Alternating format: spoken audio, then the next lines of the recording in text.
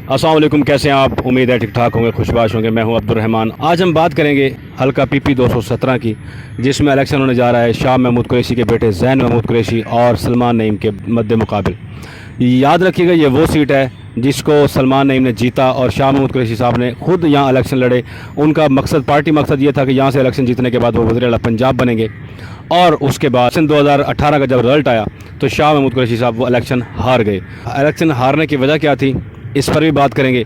और हम बात करेंगे, एक काफ़ी इस वक्त बहस चल रही है कि लोटे के बारे में बात करेंगे। अभी रिसेंटली मरीम नवाज़ शरीफ ने भी एक लोटे की डेफिनेशन बताई है। उन्होंने कहा है कि जो शख्स हुकूमती ऐवानों को छोड़कर अपोजिशन में आके बैठे उसको लोटा नहीं कहा जा सकता। उनसे एक सवाल ये है कि जब मियां नवाज़ शरीफ साहब ने बेनज़ीर भुट्टो की हुकूमत गिराई थी तो उस वक्त लोटा कौन था, तो इसी लिहाज से हम बात करेंगे आज। अब लोटे की डेफिनेशन, अगर मैं जो समझता हूँ लोटे की डेफिनेशन मेरी नज़र में ये है, आप उससे इख्तलाफ भी कर सकते हैं, आप उससे इकरार भी कर सकते हैं।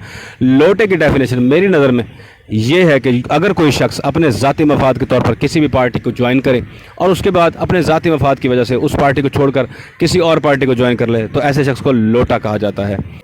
अब यहाँ बात की जाएगी, देखा जाएगा कि किस शख्स ने अपने ज़ाती मफादात के लिए पार्टी को छोड़ा और किस शख्स ने मुल्की हालात को देखते हुए, अवामी हालात को देखते हुए, और किस शख्स ने मुल्क की खुददारी और मुल्क के जो कौमी गैरत होती है उसको देखते हुए पार्टी को छोड़ा। सबसे पहले बात करते हैं सलमान नईम की, और सलमान नईम की लोटा होने की एक एग्ज़ाम्पल भी मैं आपको दूंगा।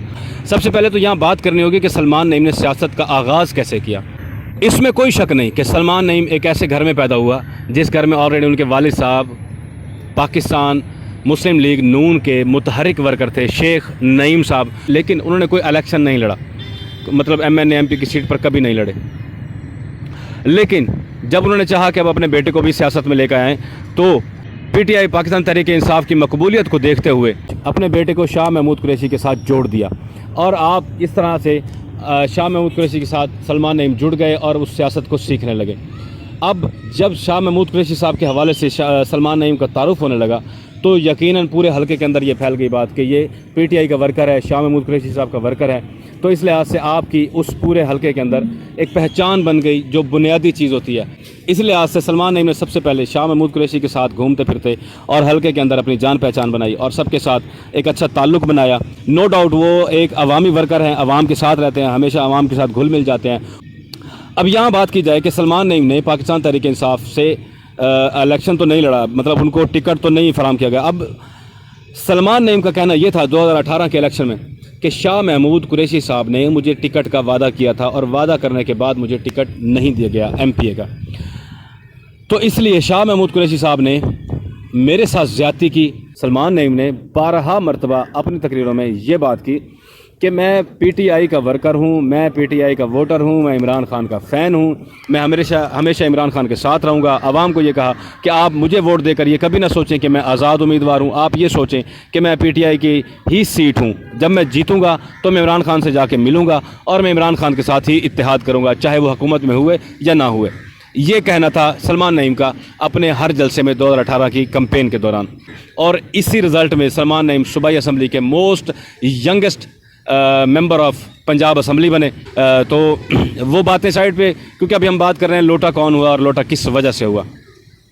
जब आपने देखा कि ज़ाती फ़ायदा इसी में नज़र आ रहा है कि मैं अगर PTI का आलम लेकर चलूँगा, बेशक टिकट नहीं मिला, PTI का आलम लेकर चलूँगा और आवाम का एक समंदर PTI के साथ है, इमरान खान के साथ है, तो लोग मुझे वोट करेंगे। और आपने इस चीज़ को कैश किया, वो लोगों से वोट लेने का ये तरीका निकाला और लोगों से वोट लिए। और शाह महमूद कुरैशी जो कि इस सीट को जीतने के बाद वज़ीर आला पंजाब के उम्मीदवार थे, आपने उनको चारों शाने चित करके और जीत गए। और याद रहे, शाह महमूद कुरैशी आपके सियासी उस्ताद हैं जिन्होंने आपको सियासत सिखाई। जब आपने देखा कि पार्टी पर मुश्किल वक्त आया है, जबकि आप तो अपने जलसों में कह चुके थे कि इमरान खान अगर हुकूमत में रहे या अपोजिशन में रहे मैं इमरान खान के साथ रहूँगा, लेकिन जब आपने देखा कि पार्टी पर मुश्किल वक्त आया तो आपने उस वक्त पार्टी को छोड़ा और आप PDM के साथ खड़े हो गए। रेमंड डेविस एक अमरीकी शहरी था जिसने लाहौर की सड़क पर नहायत सफाकियत के साथ 2 नौजवानों को डायरेक्ट फायरिंग करके कत्ल कर दिया था। आवाम ने ریمن ڈیوس کو کیونکہ روڈ پر ہی پکڑ لیا تھا اور پولیس کے حوالے کر دیا تھا. اس کے بعد وہ کیس چلا عدالت کے اندر. تو ایک مدثر تھا ایک جو قتل ہوا, اس کی بیوی نے کہا کہ اس کی جو وہ ہے مدیت وہ میں خود کرنا چاہوں گی. تو اس کو اجازت دی گئی کہ مدیت آپ خود کر لیں. اس کے بقول اس کو اندازہ ہو گیا کہ اس کو انصاف نہیں ملنے والا, تو اس نے دل برداشتہ ہو کر زہر کھا لیا.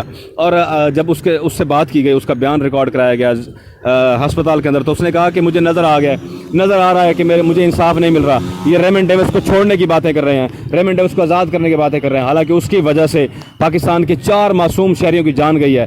اور اس خاتون نے اپنی جان لے لی, اور اس کے آخری الفاظ یہ تھے کہ مجھے انصاف چاہیے, مجھے انصاف ملتا نظر نہیں آ رہا. اور یاد رہے اس بیوہ کے ہاتھوں سے ابھی اس مہندی کا رنگ پھیکا نہیں ہوا تھا جو کچھ دن اس کی مہندی کی رسومات سے, اس کی شادی میں مہندی کی رسومات سے اس کے ہاتھوں پر لگائی گئی تھی. اب ایسے شخص کو چھوڑنے کے لیے جو امریکی دباؤ آیا, اس میں آپ اس وقت کے صدر براک اوباما کا بیان سن لیں.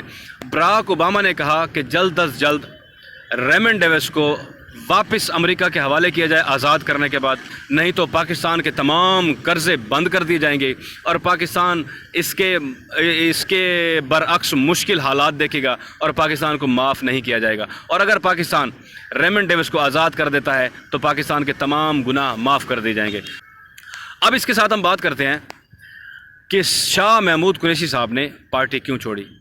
اس کی وجہ یہ تھی کہ شاہ محمود قریشی صاحب وہ واحد شخصیت تھے جو اس عمل کے خلاف تھے, جنہوں نے کہا کہ ریمن ڈیوس ہمارے 4 معصوم شہریوں کو قتل کرنے میں ملوث ہے, ریمن ڈیوس کو کبھی نہیں چھوڑنا چاہیے, وہ قاتل ہے معصوم لوگوں کا, اس لیے اس کو آزاد نہیں کرنا چاہیے, اس کا پورا ٹرائل چلنا چاہیے اور قانون کے مطابق کارروائی ہونی چاہیے. جبکہ اس وقت کے صدر آصف علی زرداری اور وزیر اعظم سید یوسف رضا گیلانی اور اس وقت کے وزیر اعلیٰ پنجاب میاں شہباز شریف صاحب, انہوں نے آپس میں میٹنگز کر کے کچھ بھی کر کے ریمن ڈیوس کو آزاد کر دیا اور ریمن ڈیوس افغانستان کے راستے امریکہ واپس چلا گیا. اس کے بعد کافی عرصہ بعد اب ریمن ڈیوس نے کتاب بھی لکھی ہے جس میں اس نے ساری سٹوری کا ذکر کیا ہے, آپ وہ بھی پڑھ سکتے ہیں. جب یہ سب ہوا, ریمن ڈیوس کو آزاد کر دیا گیا, تو شاہ محمود قریشی صاحب کے بقول وہ اس سب عمل کے خلاف تھے, وہ دل برداشتہ ہو گئے, ان کو سمجھ آ گئی کہ یہ جو حکومت ہے یہ ملک کی خودداری اور ملک کی سلامتی اور ملک کی غیرت کا سودا کر چکی ہے. اس نے ایسا نہیں دیکھا کہ ملک کی غیرت کو سامنے رکھا جائے, جبکہ انہوں نے اس کو پس پردہ کرتے ہوئے اور ریمن ڈیوس کو آزاد کر دیا. تو انہوں نے اپنی وزارت سے استعفیٰ دے دیا. اس کے بعد آپ نے باقاعدہ استعفیٰ دینے کے بعد اپنی ممبر آف قومی اسمبلی سے بھی استعفیٰ دیا, اور اس کے بعد آپ نے پارٹی سے بھی استعفیٰ دینے کے بعد اپوزیشن میں چلے گئے. اپوزیشن میں بھی بغیر کسی سیٹ کے, اس اپوزیشن کے جو روڈ پر تھی. بے شک عوامی حمایت تو پی ٹی آئی کے پاس تھی, لیکن پی ٹی آئی کے پاس کوئی سیٹ نہیں تھی اس وقت. جس وقت شاہ محمود قریشی صاحب نے پاکستان تحریک انصاف کو جوائن کیا, اس وقت پاکستان تحریک انصاف نہ تو حکومت کا حصہ تھی اور نہ ہی اپوزیشن کا حصہ تھی. میں نے آپ کو بتایا تھا, وعدہ کیا تھا کہ میں آپ کو ایک مثال سے واضح کروں گا کہ سلمان نعیم نے جب پارٹی کو چھوڑا تو اس وقت کیا معاملہ تھا. اب ایک مثال یہ ہے, 2 مورچوں کی آپس میں جنگ چل رہی ہے, دونوں مورچوں پر فوجی چڑھے ہوئے ہیں, اور آپ کو پتہ ہے جب فوجی چڑھے ہوتے ہیں مورچوں پر تو کچھ فوجی نیچے مدد کے لیے موجود ہوتے ہیں. اب ایسے میں ایک فوجی اپنے نیچے والے مددگاروں کو بولے, ہمارے پاس ہتھیار بھی کم ہیں, ہمارے پاس مین پاور بھی کم ہے, ہم کیوں نہ ایسا کریں کہ ہم سارے اوپر چڑھتے ہیں مورچے پر, اکٹھے فائرنگ شروع کرتے ہیں اور اکٹھے اور جلد از جلد دشمن کو نیست و نابود کرتے ہیں اور کامیابی سے ہمکنار ہوتے ہیں. اور یہ سب کہنے کے بعد آپ اپنے تمام فوجیوں کو, اپنے تمام ساتھیوں کو مورچے پر چڑھائیں, اور اس کے بعد جب آپ اکیلے نیچے رہ جائیں تو آپ اس کے بعد اپنے حمایتیوں کو ساتھ لیتے